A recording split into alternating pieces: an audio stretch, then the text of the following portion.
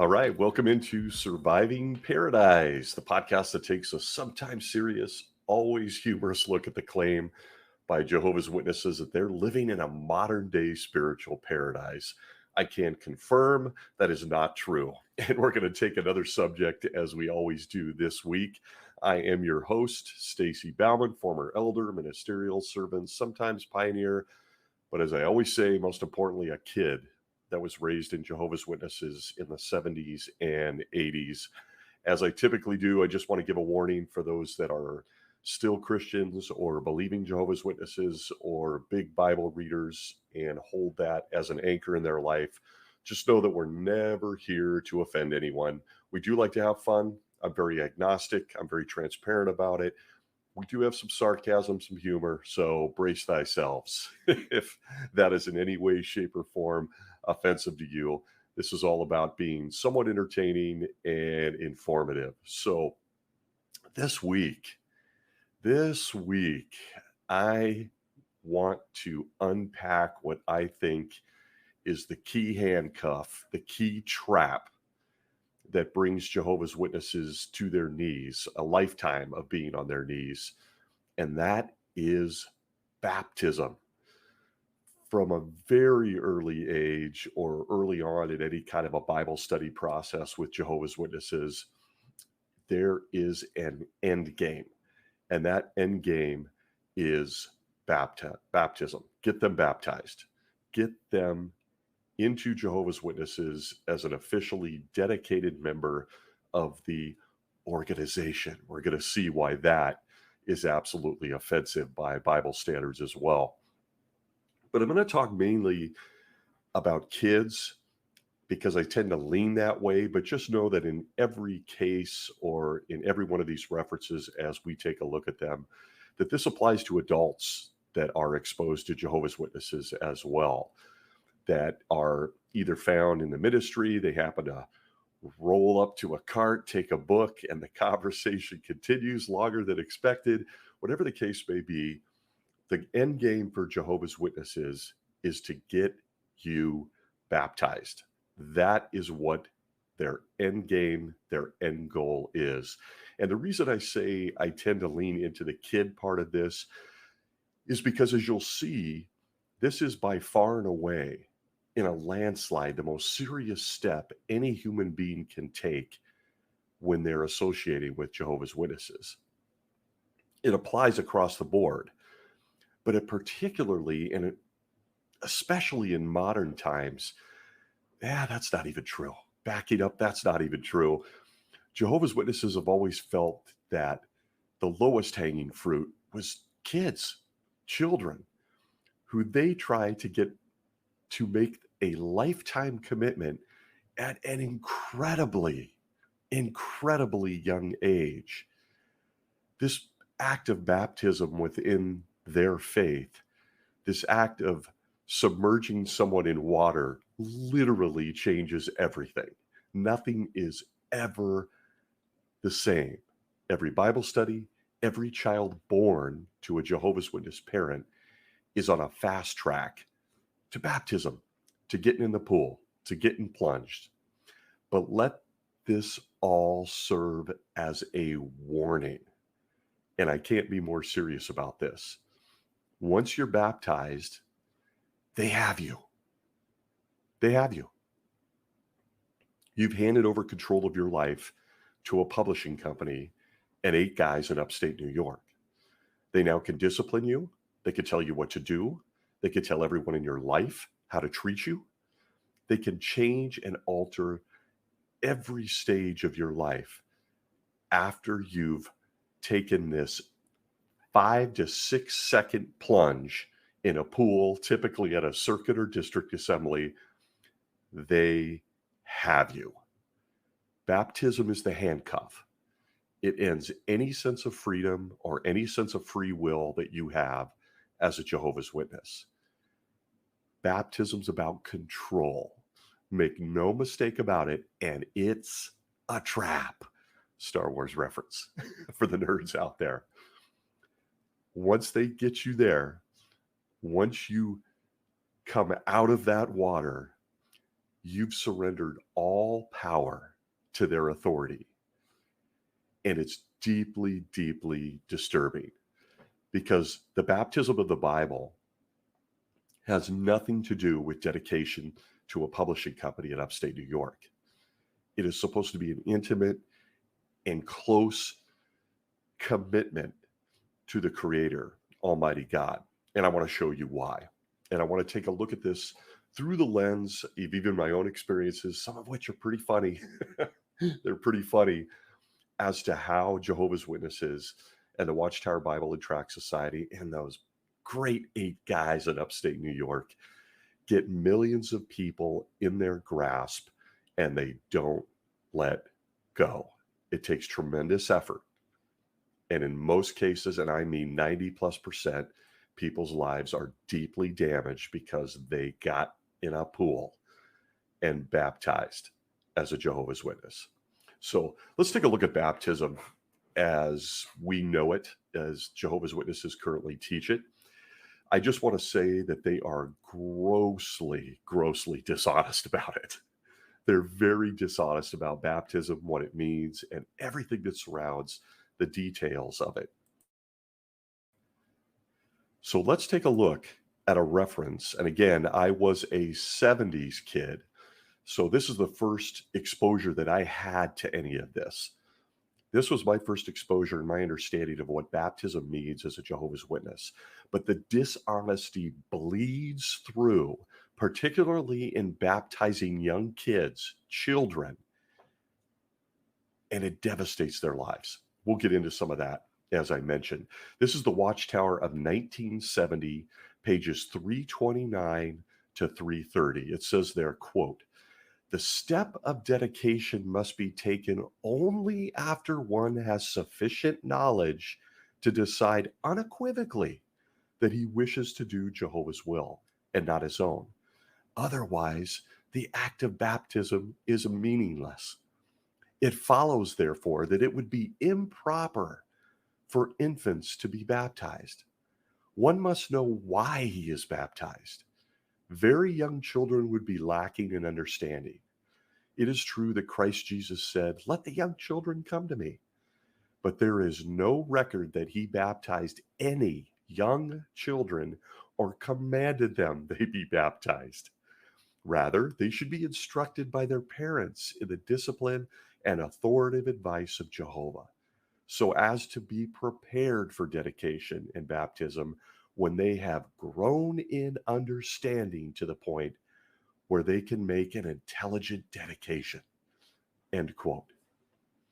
So if you caught it there, and again, this entire episode will lean this way because I think it's where it's particularly disturbing to look at what Jehovah's Witnesses are doing and have been doing for decades to kids, little kids, getting them baptized and committed to something that they have no understanding of at their young age. But you'll note there that they say they don't do it. They don't do it. Jesus never taught us to do it. He never taught that young kids should be baptized. We'll get into some of we'll unpack the absurdity of that. But you'll note that in print, Watchtower of 70, pages 329 and 330 openly states, we don't recommend this. We don't teach it. Young children were never told by Jesus, our leader, our king, that they should be baptized. It's in print. It's in print. But it doesn't stop there. The Watchtower of March 15th, 1998, page 14, under the article, "Wisely Exercising God-Given Freedom." It says, quote, "In full recognition of this requirement," baptism that is, "Jehovah's Witnesses advocate the dedicating of oneself to God, but they never coerce anyone into making such a dedication, not even their own children. In contrast with many churches, the witnesses do not baptize their offspring as infants, as if it were possible to force them into dedication without the benefit of personal choice."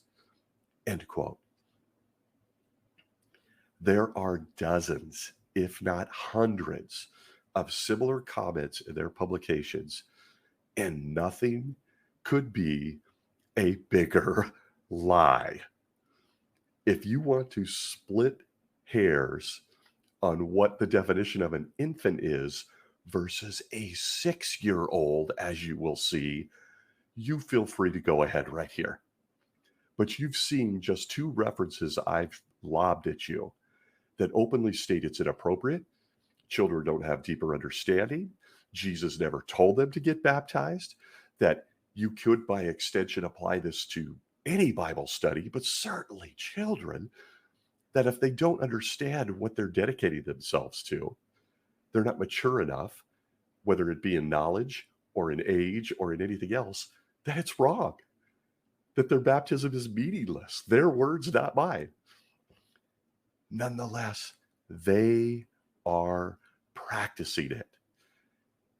And it is a lie on so many levels to even remotely state that kids, young people, people who haven't matured enough, are getting baptized and dedicated into a publishing empire. They're baptizing children who can't vote, they can't sign a contract, they can't get married, they can't drink a beer. But once they get them baptized at any age, this goes for anyone who associates with Jehovah's Witnesses, but it's particularly appalling with children, they have literally signed their lives away to the publishing company of Jehovah's Witnesses and the 8 guys in upstate New York. That one decision at any age has altered their life. Even as an adult who gets baptized as Jehovah's Witnesses, they now have full power of discipline over you. They can enter your life. They can tell you how to dress. They can tell you how to have sex. They can tell you about your medical procedures, those that you can and can't do.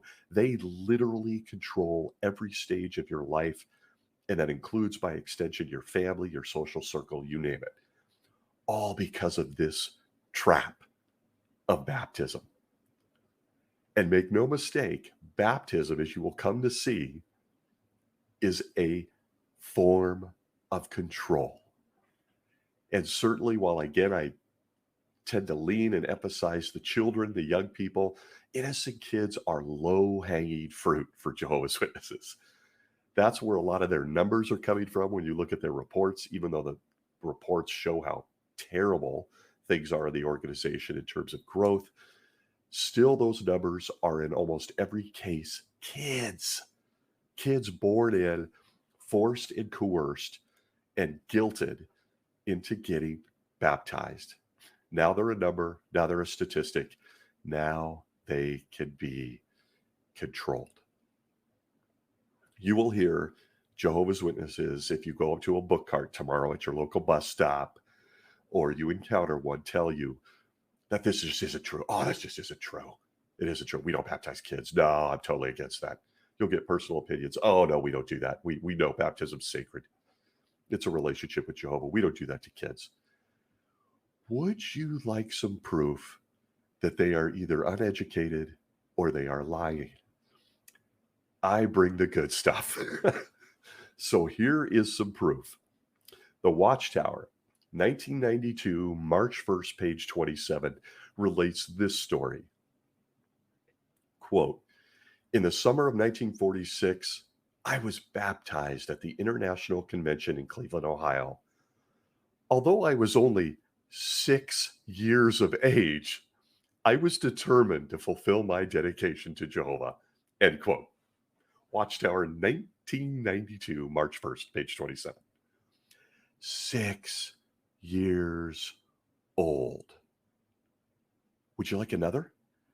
Watchtower, October 1st, 2006, page 12. Baptism of a 7-year-old boy.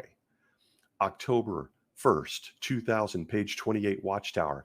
Baptism of an 8-year-old boy. Watchtower, 1975, page 182. Baptism of a 9-year-old boy. Watchtower, 1967, page 644. Baptism of a 10-year-old boy.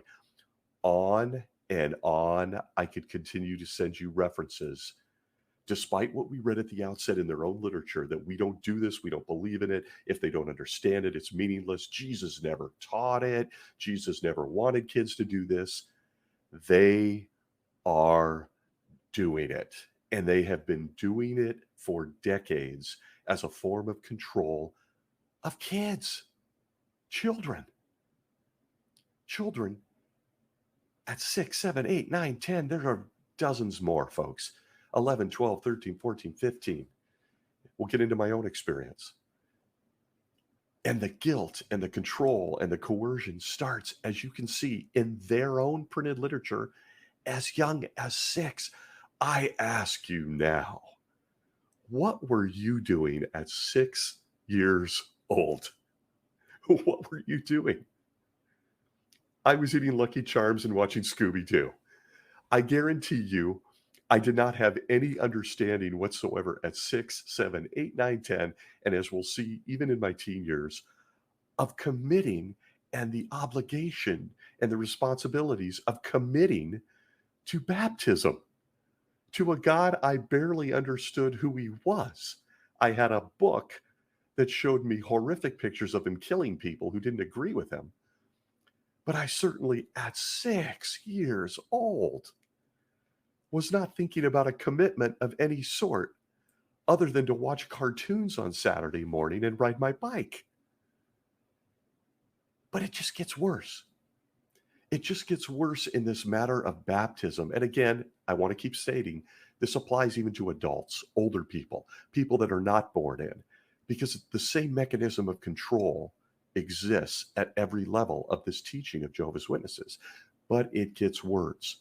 They begin early in the process to instill fear. And we've talked about it on this podcast before. There's no way getting around it. That fear and guilt are mechanisms, they're levers of control among Jehovah's Witnesses.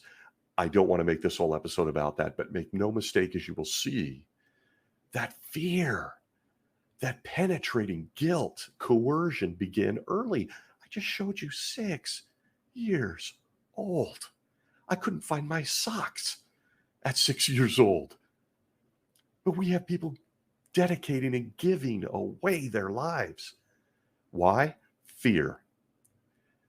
They outright teach kids at the Kingdom Hall, and they were doing this in the 70s because I remember it plain as day, that anyone not baptized as a Jehovah's Witness, child or adult, that they have no chance of surviving Armageddon. It's not just urban myth with Jehovah's Witnesses. The old timers will remember this, that if you weren't baptized, you were dead. And it was there that the first ring of the handcuff got put on the first wrist. Look, if your end goal isn't getting baptized as a Jehovah's Witness and dedicating your life to this organization, you're going to die. The earth is going to open up, and like they showed in the Paradise Restored book, the old Peach one in the 70s, a baby girl reaching for her doll as her and her dog are being swallowed up by an earthquake crevasse. If you weren't baptized, you were dead. And even if they're afraid to get baptized because they're just a baby, they're not off the hook. And this fear and this messaging begins very early. It is a trap. I present to you the Watchtower of July 1st, 2006, under the article, Youths, Make It Your Choice to Serve Jehovah. Quote, could it be that you hesitate to take this important step for fear of being held accountable should you fall into wrong conduct? If so, think of this. This illustration is so absurd, I want to bang my head against this desk.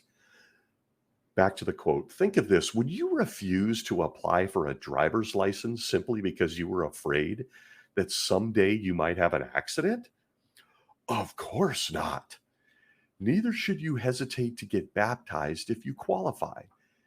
Indeed, you will be strongly motivated to do your utmost to resist wrongdoing if you have dedicated your life to Jehovah and have agreed to do his will. Young ones, let this sink in. Let this next sentence sink in.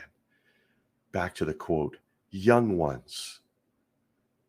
Notice who they're addressing. It's not very subtle. Young ones, please do not imagine that by postponing baptism, you avoid accountability. When you have reached the age of responsibility, you are answerable to Jehovah for the way you act, whether you are baptized or not. End quote. And this isn't anything new. This isn't anything new. As a kid growing up in the 70s and then in the 80s, when I made the decision to get baptized, the fear was there. I knew it was the end goal. It was the end game. If I didn't get baptized, I was dead. But they know full well that many of us, and again, I go to my generation as a default, we would put baptism off because, again, biggest commitment you're going to make by definition as a Jehovah's Witness, bigger than marriage, bigger than anything else. We would put that off because we damn well knew that as a kid or a teenager, if we then went off and had sex, we touched a breast, we smoked marijuana, we got into a fight, we started experimenting with alcohol, we listened to heavy metal music, anything put us in line for discipline, disfellowshipping, or public reproof. We would push baptism off, knowing that if we weren't baptized, we weren't quite yet trapped. And it is a trap, because as soon as you get in that pool and you come up, they got you. They got you. And it's nothing new. That reference was from 2006. But the Watchtower of 1965, pages 175 and 176, had this to say: notice the fear and the guilt. Watchtower 65, pages 175, 176, quote, contrariwise, the goats who are expected to be executed as cursed persons will include the religionists who stayed inside Babylon the Great till she is destroyed forever. The goats would also include those husbands and wives who have believing marriage partners, but who, in spite of the good example of their believing marriage mates, are found to still be unbelievers. Read unbaptized. Also, the children of a believing parent or the children of believing parents, fathers and mothers, which children were once holy as minors, as unresponsible children, but who have grown up to responsible years and have refused to become dedicated baptized believers by the time that divine execution upon the goats begins. End quote. They knew as kids that we would reason, well, let's put off this baptism thing, because as soon as I do that, they got me. So they made sure, and I gave you two references, one in 65, one in 2006, a teaching that has spanned decades. They made sure the children knew, you're not fooling us, and you're not fooling Jehovah. So if you don't get in that pool in your swimsuit in front of everybody at the circuit assembly and take the dunk, you're dead. You'll be executed, as the reference says, with the goats, and any even grown adult, husband or wife, who thinks it might be the truth, as they state, but never got baptized. And if you're a kid at a responsible age and you're still not baptized, you're dead. You will be executed. That teaching holds firm today. That fear is very real for a kid in Jehovah's Witnesses today. It's very real for a Bible study in Jehovah's Witnesses today. It's the end game. It's the end game. Get them baptized. Get them under our control. In recent times, you can go on the internet, YouTube. There are many great activists that take the time to make incredible videos that show some of the recent videos from upstate New York, from the TV studio, annual meetings, district conventions. My favorites always seem to center around Tony Morris, who is just a disrespectful ass. It's stunning that any grown adult would respect this man, much less a child. But Tony Morris very regularly goes on about rants about lots of dead people. He uses a barbecue illustration in one of his talks where he talks about people being split open like hot dogs at Armageddon. He goes on rants about people who have been baptized and left and how they're all dead, and he can't wait. Might I mention he gets to pull that trigger as one of the anointed ones in heaven with Jesus? I could give you many examples, but there's people that have done a great job with it. Jehovah's Witnesses are continually force-fed this messaging, whether you're a new Bible study on the fast track to baptism, or as you could see, a child, a kid. And these references go into such depth about you're not fooling us. If we think, which is absurd on so many levels, that you're at a responsible age and you've been around the Kingdom Hall for a while as a kid and you haven't got baptized, you, young person, will be executed with the goats. You're dead. One final example from the Watchtower of 89, January 15th, pages 15 through 20. Quote, by our works, we can show that we belong to Jehovah. Why? Salvation depends on working faithfully as his dedicated slaves. Only if we thus remain faithful as witnesses of Jehovah will baptism save us. End quote. It's all right there in 2 sentences. You got to be baptized. That's a given by their standards, or you're dead. But even when you're baptized, it may not be enough. That blood of Christ that he claims in baptism covers your sins. Yeah, maybe. Maybe. I show you, and it's why I'm so passionate and vehement, that baptism is a trap. It's a control mechanism for Jehovah's Witnesses and the guys in authority. I'll tell you an interesting anecdote and something that's intrigued me even in my time as a witness, and then as an elder doing this stuff. As you'll come to see, there are some parents, and again, I'm leaning into the kid part. There are some parents whose kids have left home. They grew up, they became 18, 19, 20, whatever. They left home and they never got baptized. They never got baptized. Remember, as a parent, there's also another avalanche of guilt because it's your job, according to the 8 guys in upstate New York, to raise these kids to be Jehovah's Witnesses. You're supposed to have a steady Bible study program. There's family Bible study night. They're supposed to be at all the meetings. They're supposed to be knocking on doors with you. You're supposed to be training them.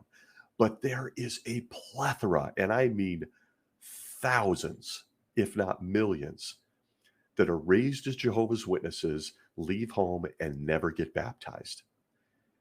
And these parents, and this is one of the funny cultural things I like to inject into these podcasts, there are Jehovah's Witness parents who are minorly disappointed by that fact that they never got baptized, but they lean into it like it's a loophole. It's like a loophole that they depend on that allows them to keep associating with their kids, even though they, as parents, have failed miserably to raise their kids to be baptized Jehovah's Witnesses. It's incredible. You'll almost see, whether it's consciously or subconsciously, this sense of relief. Their kids were typical teenagers, partying, sex, drugs, rock and roll, all sorts of fun. They somehow leave the house, never get baptized, because most young people today have access to knowledge, internet, and so much more. And they go, this is nuts. It's a cult. And the parents continue to associate with them as if nothing ever happened, despite the fact that mom and dad failed, often set a bad example themselves, were weak or fringe Jehovah's Witnesses, whatever the case may be. Their kids never got baptized. So, they kind of breathe a sigh of relief. We don't have to shun them. They never got baptized, even though they're doing all the things that a grown adult by Jehovah's Witness standards and the governing body standards say makes them responsible decision makers. It's unbelievable. It's uncanny. If you're someone who read the Bible or was a spiritual person just by design, by makeup, and you're looking at this, you think, what? Why are you not shunning them just because they never got in a swimming pool at the circuit assembly? As if that was the key to the whole step? It is. It's the key to the whole step. I know people I love very much that no longer speak to me, that shun me, that still associate with their kids, and they failed as parents. They were miserable examples of Jehovah's Witnesses. That's candid truth. They were miserable examples as a mother and father. They lived on the fringe of the religion, showing up every meeting or having their social circle as Jehovah's Witnesses. Their kids never took to it. They're gone. They could still maintain that relationship because they never took the trap. And for those kids, I tip my hat. And I'm also, quite candidly, glad for those parents that they still can have their family relationship based on some bizarre technicality that doesn't make a bit of sense. And as you've seen from my references, even the governing body doesn't agree with that. If you don't get baptized and you're old enough, you're dead. You're dead at Armageddon. You will find Jehovah's Witness parents who failed at this. Their kids were smart, did not get baptized, that still believe their kids are going to be living forever on a paradise earth. And it just goes to show that those parents, probably part of the reason they failed to get their kids in a pool, never studied themselves, don't understand what their own religion teaches. They just live on the fringes. And it just always cracked me up from another standpoint. Parents who believe that Jehovah, the Almighty Creator, operates on loopholes. As if God doesn't understand motive or hearts. He can't read hearts. I'll shun the baptized person who decides to leave. But my kids never got baptized due to my own personal failure as a parent, so I can still associate with my kids. As if Jehovah somehow operates that way. He doesn't see what they're doing. He doesn't understand their thought process. Sorry, for this host, that's actually pretty insulting and very amusing. And yet that's the only way those parents can find peace, because they too bought into the trap that is baptism. Just something I wanted to interject here because I saw it so often. I'll give an example here in a few minutes as well. That there's this, that baptism is some sort of technicality. You survive Armageddon if you got in a pool at the circuit assembly. You don't survive Armageddon if you didn't get in the pool. Absolutely insane. Does not match with the Bible, but I've read you references. You've seen that this is taught to Jehovah's Witnesses all the time. A steady dose of insanity. But where does the control begin? Where does this control, this trap begin? It begins right from the start. It begins as soon as you let it be known you want to dedicate your life to Jehovah. That's a joke. It's not to Jehovah, but that's the claim. It begins when you say, I've made a private dedication. I told Jehovah I want to be his servant. And then you approach the congregation elders of Jehovah's Witnesses and you say, I want to get baptized. They set up time where they go through a list of questions, and that's where the control begins. Baptism questions.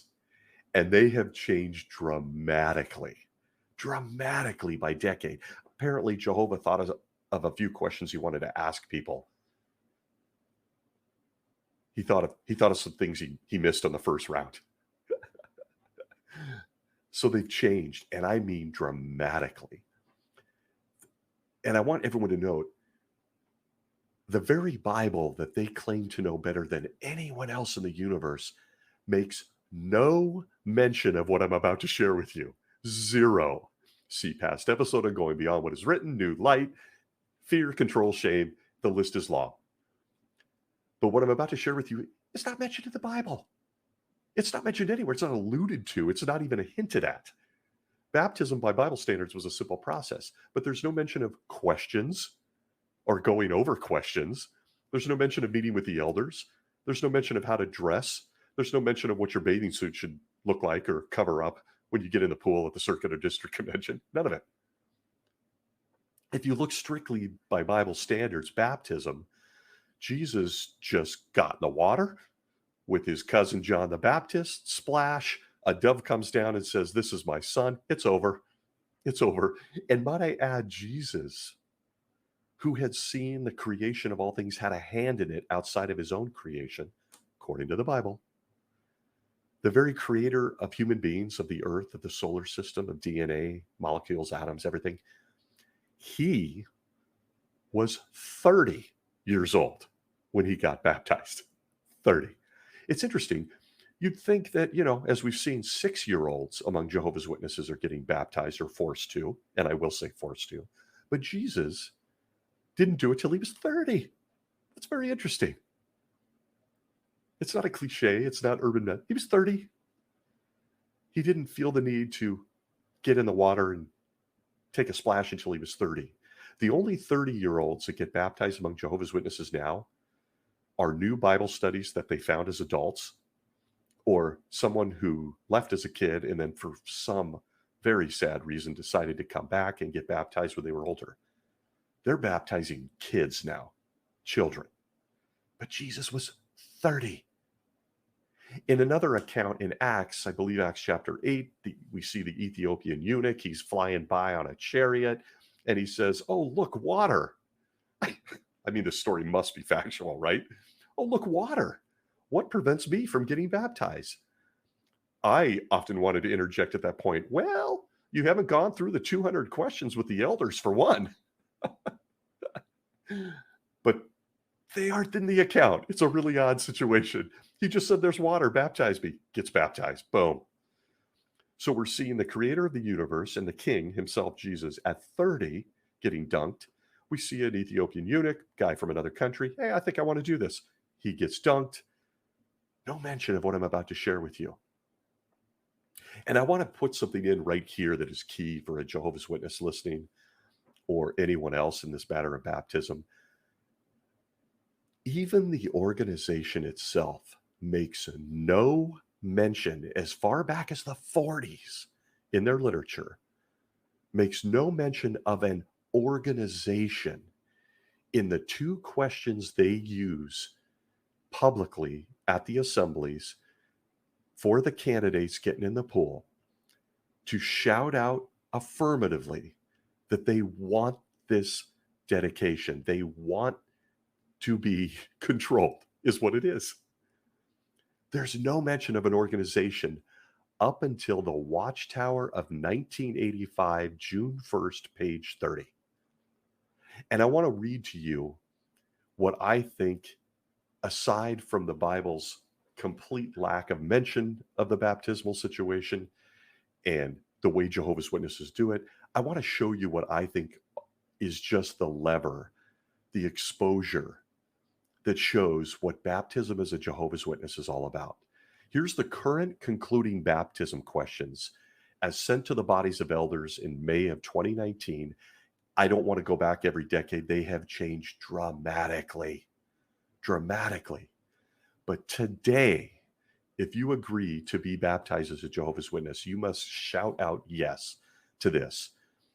It reads, quote, "The 2 baptism questions that are reviewed with candidates at the time of their concluding discussion with the elders and that are included at the end of each baptism talk outline have been changed." Interesting. Jehovah changed it again.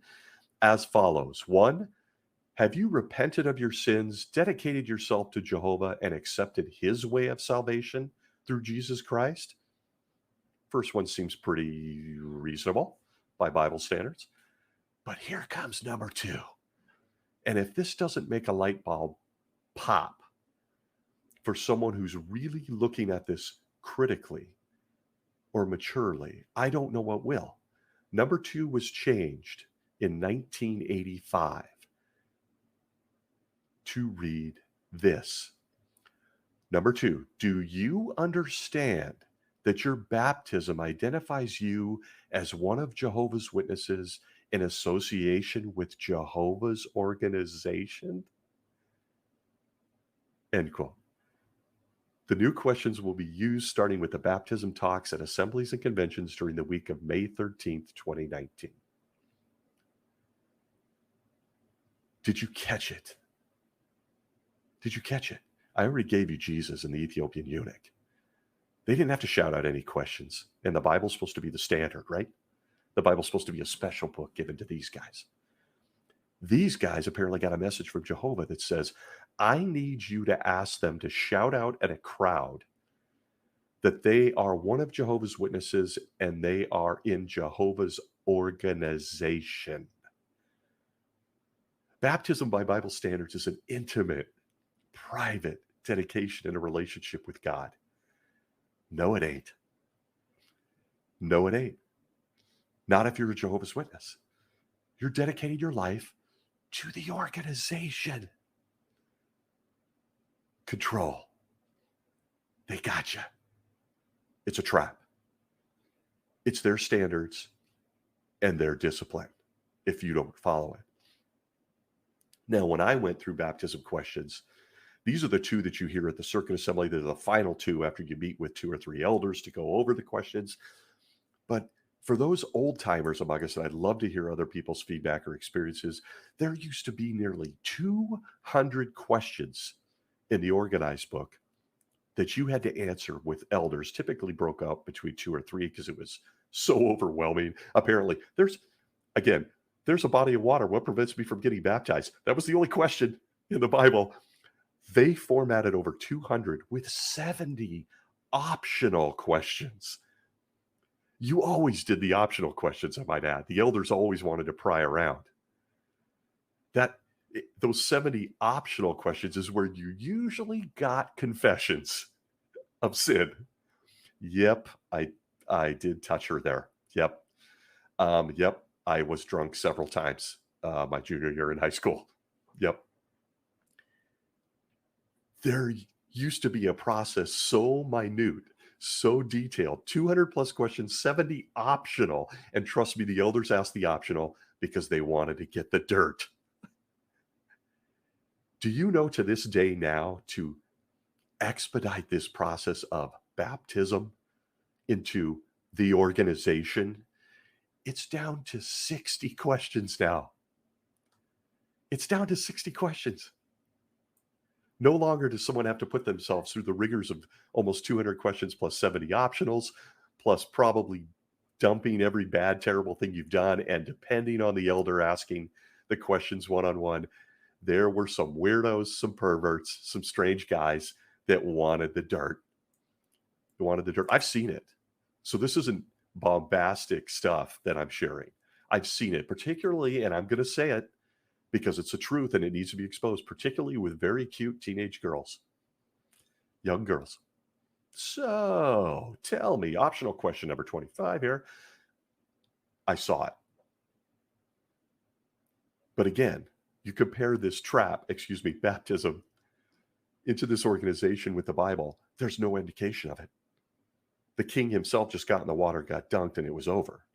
A eunuch, let's call him a Bible study in the first century, said, there's some water. What prevents me? Nothing. Get in. Splash. Over.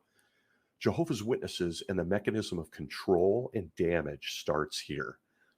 Questions. Would you like an example of some of these questions? And again, please, and I say this sincerely, if you're looking at these, please take the time to really look and understand what you're being asked here. I'll give you an example of some of the current questions. The first one you may see mundane, but it's, as an example, what authority does Jesus have? It's the 13th question. Oh, okay. Well, Jesus, you can hear the answer. Notice how it ties into question 14, the next question. Do you believe that the governing body of Jehovah's Witnesses is the faithful and discreet slave appointed by Jesus? There's the one and only question they care about. They lob it into the middle of the question list. That's the one everyone is focused on. If there's any hesitancy, if there's any doubt, not only are you not getting baptized, but you're likely leaving their mark to someone who has apostate ideas. Because you don't believe the 8 guys in upstate New York are a parable that they claim is a prophecy, and that Jesus said, I really dig me some Stephen Lett and Tony Morris. Those are my guys. If you waver in your confidence as to who they are, you're not getting baptized. And the control is a 2-edged sword. They now know you're not in it to win it. And you're likely have apostate ideas. But it gets worse. That one is almost a given with these guys based on the 2 questions I shared. But it gets into personal stuff, as I mentioned. Under the section where it's all about your personal life, question 8 asks things like this. To avoid transmitting an infectious, potentially fatal disease to others, A, why should an infected person not initiate displays of affection, such as hugging and kissing? C, why should a person who may have been exposed to an infectious disease voluntarily choose to have a blood test before beginning a courtship? D, why should a person with an infectious disease inform the coordinator of the body of elders before getting baptized? They want to know if you got venereal disease. They want to know if you've had sex. They want to know if you have COVID. They want to know if you're vaccinated. They go so far as to say you shouldn't even be dating or marrying someone until you tell us first. People, the level of control is mind-numbing. I've stated before, they're in your bedrooms, they're in the kitchen, they're at your job. Baptism is about control if you're to get baptized as a Jehovah's Witness. Keeps going. A couple more examples. Question 16 in this section. If you know that a fellow Christian has committed a serious sin, what should you do? The tattle culture. It's alive and well. Control. Baptism is about control. 17. If an announcement is made that someone is no longer one of Jehovah's Witnesses, how should we treat them? At this point, if you're going through these questions and you're not alarmed, you should be. You should be. Because those two questions alone, outside of wanting to know what's going on with your body and whether you think the 8 guys in upstate New York are Jesus' right-hand men, they're also telling you in a question how to tattle on others that have committed sins or have weaknesses. And if we discipline them, how should you treat them? All of these questions are designed for control. Question 27, just to finish up, why do you want to follow the guidance of the elders? Viewpoint question. This is what someone as young as 6 years old might be exposed to as they go through these questions. Now I ask you again, what were you doing at 6 years old? I couldn't find my socks. I wanted to ride my bike. Wanted to eat candy. I wasn't making good decisions even about my diet, much less about 8 guys in upstate New York. This is what children will be exposed to and coerced into and guilted into by their parents, by others in the congregation, by Tony Morris himself in many videos now. And again, even if you're not a kid, you're an adult considering baptism. Does this sound warm and fuzzy to you? Is this the dedication you want to make in the Bible? I have to leave that to other people, to each person. I want to get in briefly to my own experience with baptism. And I've got a million things I could pull into this conversation. But I can tell you, let's just start with me, my own story of baptism, the trap.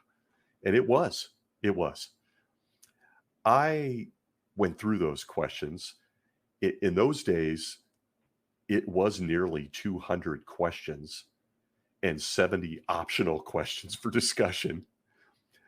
And again, those eager elders in those days, they covered those optionals. They wanted to know. I got baptized 5/25/85. I thought that was cute. I put more thought into that than the dedication.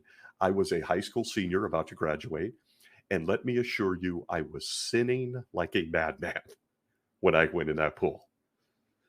I had a girlfriend, not much to say there, you can guess. I was getting drunk. I was listening to hair metal. I was coming out of playing sports in high school. I was fairly well liked in the congregation, the Kingdom Hall, so apparently this all went overlooked. I literally look back and think, what in the hell? But I can tell you that there was no moment where I bended knee to Jehovah and gave him my heart and soul. I don't even remember doing that because I was 17. I had no clue at 17 what this all meant. No clue. I just knew it was the end game. I had to get baptized. The girl I was dating was also a Jehovah's Witness. We both got baptized because we wanted to, get married and do things right. We were not doing things right, I can assure you.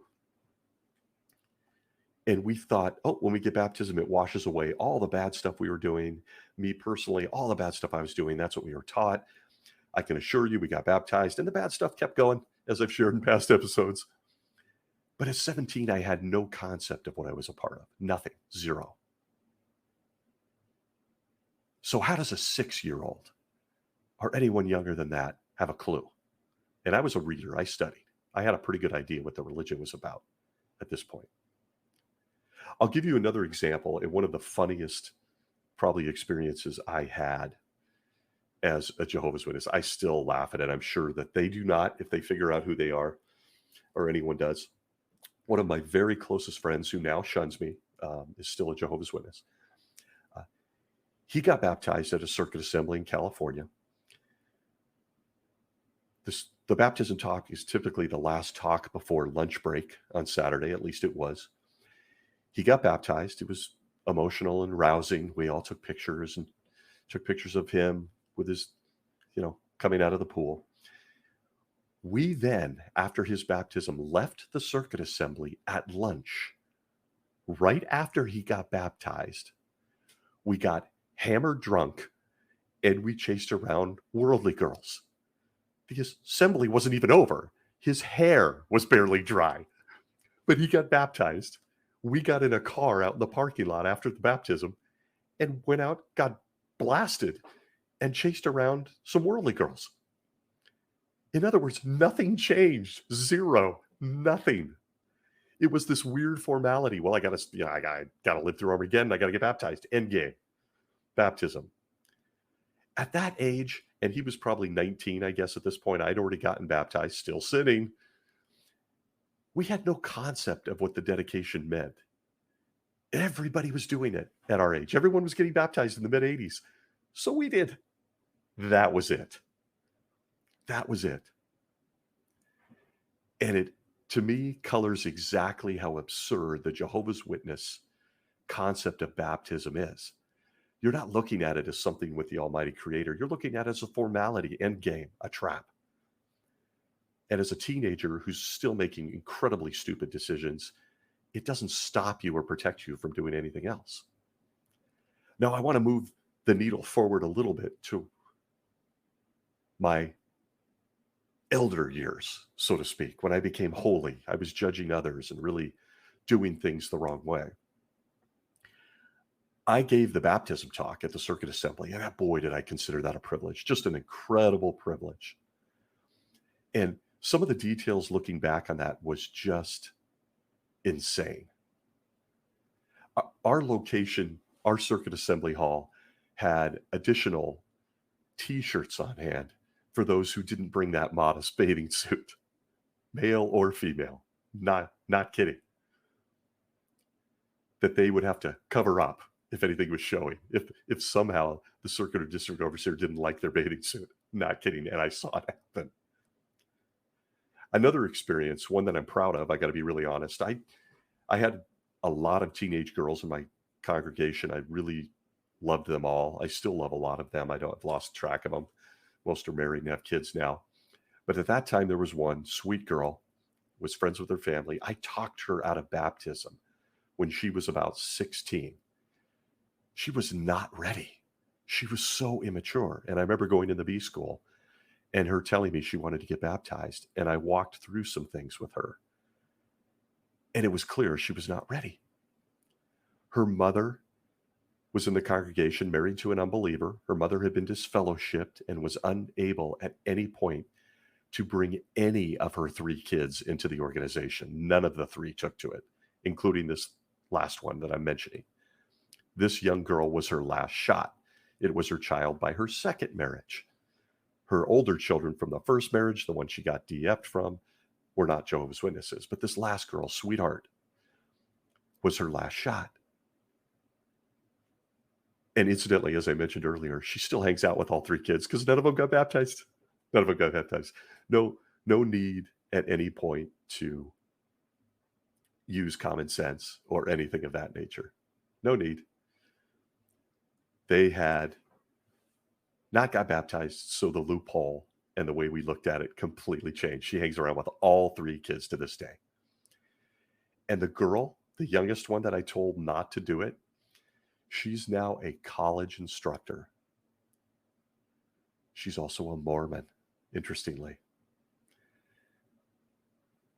And her mom still associates with her. Why? Partly because this guy talked her kid out of getting baptized or falling into the trap of dedicating herself to an organization that would then own her. I often feel like sending her mother a note saying, "You can thank me any day now." Because at this point, had I walked her through that baptism and she had answered those questions and gotten in that pool, her mother'd be shunning her. At least she's supposed to. I once had another woman, as we're going through the question portion of this as an elder, admitted that she was still smoking pot regularly for her anxiety. It was just incredible. I felt so bad for her. Wonderful lady, unbelieving husband, lots of kids, lots of troubles. But of course, I didn't let her get baptized. I think that she probably since has. But I look back at some of those incidents as an elder and I think, my God, we might have actually saved some of these people from a life of pain. You never get the thank you card, especially with the kids saying, "Thank you for talking my kid out of get baptized." Because guess what? They're still holding on to this bizarre hope that they do get baptized as a Jehovah's Witness. Clearly not going to happen with the story I told. She is a Mormon and college instructor. Her older kids want nothing to do with it. But she has her relationships with all three of those kids because they didn't fall into this trap of control that is Jehovah's Witness baptism for kids and adults alike. There are other really strange things surrounding baptism in Jehovah's Witnesses. Did you know, for example, if you're a witness listening, you can get rebaptized if you feel you didn't understand the first one? I saw that exactly once as an elder. They felt like their first baptism was null because they just didn't understand it. And now they did as an adult. Imagine that. So they got rebaptized.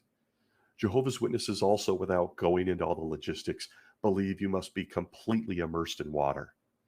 If your nose doesn't go underwater, they have to rebaptize you. True story. Sometimes people will take double dunks that are afraid of water, as if somehow that's the key to God and his son, making sure you got all wet. In recent times, interestingly, COVID didn't even stop baptisms. They literally sent out a letter to the body of elders complete with instructions on how to set up a blow-up pool. So guess what? They could keep dunking people, particularly kids, during this time of COVID. We want to still make sure they're getting into that contract with us as an organization. The other weird thing I want to mention is there are those that have actually avoided the discipline that comes with this trap. They have avoided being DF'd or disassociating by writing what they call a letter of annulment for their baptism. I haven't seen that in years. Of course, I've been out for years. But they could write a letter of annulment saying my baptism was null and void due to my age, my lack of understanding. It rarely works. They've found legal ways around it, but in the past, that used to work. You might look into that if you have an interest in it. But in conclusion, you can see why I say that baptism is a trap. It's about control. It has zero to do with your intimate personal relationship with the Creator, with Jehovah, if that's what you believe. It's a contract with the Watchtower Bible and Tract Society. And there is where they get you. That's all they need. You shouted yes. We have it on record. And now we own you.